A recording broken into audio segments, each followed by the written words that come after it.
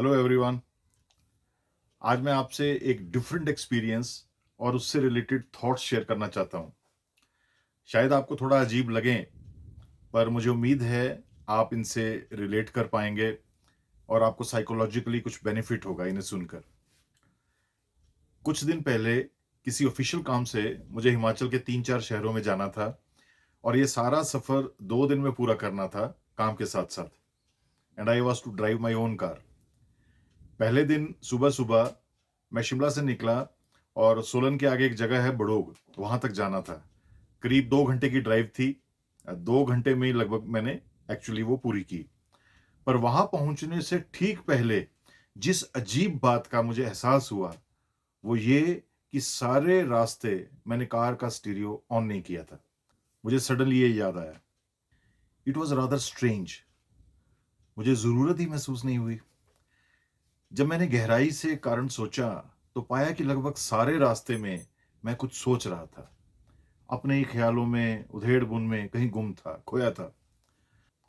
एक के बाद एक थॉट्स शायद आते गए और आगे से आगे मैं सोचता चला गया और अचानक मेरा डेस्टिनेशन सामने आ गया। जो भी हो, I had a strange feeling thinking and realising all this. And being a typical Libran, I wanted to know and wanted to be clear about why it had happened and in that particular way. कुछ minute तक जब मुझे कोई answer नहीं सूझा, तो मैं काम में बिज़ी हो गया। पर रात को वहाँ होटल में जब मैं रिलैक्स कर रहा था, तो अचानक मेरे माइंड में एक बात आई, जिससे सुबह के एक्सपीरियंस का सारा मामला सुलझ गया। सारी कश्मकश समझ आ गई। आई सडनली रियलाइज्ड दैट उस सुबह जब मैं शिमला से चला था, तो पिछले कई दिनों से जो मेरे माइंड में स्ट्रेस था, अनरिज़ॉल्व्ड मैटर्स थे, जिनको सोचने या सॉल्व करने का मुझे कई दिन से टाइम ही नहीं मिल रहा था और जिनको मैं टेम्परेरीली और आर्टिफिशियली फोर्सफुली कई दिनों से दबाता चला जा रहा था। जैसे ही मुझे प्रेशर न्यूट्रल रिलैक्स टाइम मिला, ड्राइव करते-करते, वो सभी स्ट्रेस पॉइंट्स, वो सारे एंटेंगल्ड उलझे थॉट्स और इमोशंस बाहर और सामने आने लगे। बिना मेरे एफर्ट के, बिना मेरी किसी कॉन्शियस इंटरवेंशन के।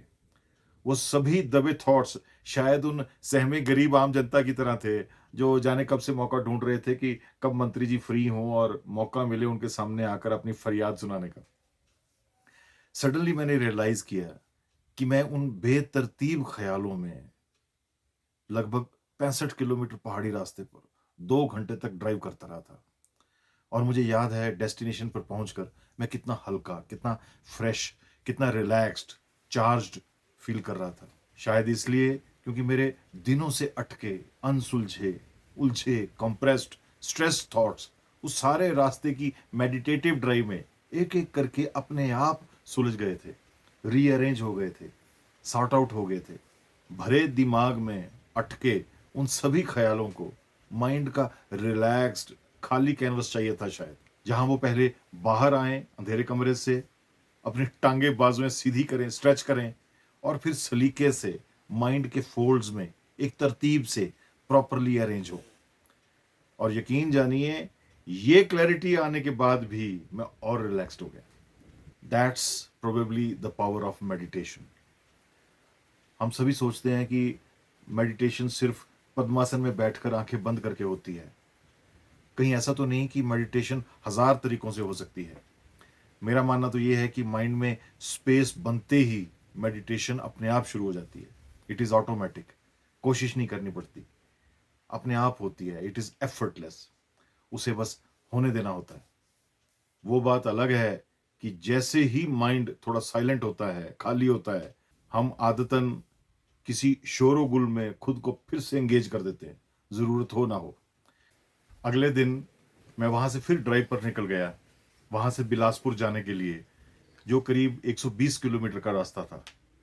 पर बड़ी हैरानगी की बात थी कि उस सफ़र पर, उस दिन मेरे चुप रहने की या अपने आस-पास शांति होने की कोई इच्छा नहीं थी। इनफैक्ट ड्राइव करते समय उस दिन कार के भीतर का सन्नाटा मुझे अनकंफर्टेबल कर रहा था। मैंने audio video system switch on किया और इंडस्ट्री की नई टेक्नोलॉजी पर एक एजुकेशनल वीडियो यूट्यूब पर लगा दिया। मैं ड्राइव कर रहा था, उसे सिर्फ सुन रहा था। 2-3 घंटे का वक़्त कैसे गुज़र गया पता ही नहीं चला। मैं अगले डेस्टिनेशन पर फिर फ्रेश पहुंचा। इस बार profession business related YouTube video मुझे रिलैक्स कर गया, लाइक अ मेडिटेशन। ये सोचकर ही मेरे चेहरे पर स्माइल आ गई कि आखिर मेडिटेशन है क्या। उसके अगले दिन मैं बिलासपुर से मंडी शहर गया, लगभग 30 किलोमीटर का सफर। और इस दिन मेरा मन ना शांति में था, ना किसी प्रोफेशन रिलेटेड वीडियो में। उस सुबह उस सफर में मेरा दिल किया कि मैं कोई फिलोसॉफिकल टॉक सुनूं। सो मैंने डॉक्टर विकास दिव्य कीर्ति का एक लेक्चर लगा लिया। मजा आ गया। मैं तीसरी बार डेस्टिनेशन पर फ्रेश पहुंचा। और उसके अगले दिन यानी अपने 4 दिवसीय टूर के अंतिम दिन में मेरा सबसे लंबा सफर था, और वो भी शाम से रात का 140 किलोमीटर अप्रोक्सीमेटली। उस शाम मेरा मन ना चुप रहने का था, ना व्यापार के बारे में सोचने का, और ना ही फिलॉसफी का। मेरा मन हुआ कुछ गाने सुने जाएं, पुराने नए मिक्स। और वही मैंने किया। उस 4 घंटे के पहाड़ों की वादियों के सफर में चित्रहार का जो दौर फिर चला, क्या बताऊं क्या एक्सपीरियंस था। I once again arrived at my destination totally fresh, happy and relaxed. इस सारी नरेशन में गजब के लेसन्स हैं, लाइफ मैसेजेस हैं। पहला, साइलेंस हो या व्यापार या स्टडी यानी अध्ययन या मनोरंजन या कुछ भी, anything can be and is a meditation. आपको सिर्फ इतना करना है कि कुछ भी जबरदस्ती नहीं करना, जो जैसा आए वैसा। Don't force anything. एक मशीन की तरह नहीं, एक जिंदा पैशनेट इंसान की तरह। इसके लिए चाइनीज फिलॉसफी में 2 शब्दों का एक फ्रेज है, वू वी, यानी गो विद द फ्लो। जैसी और जिधर की लहर, उधर और वैसे बहो।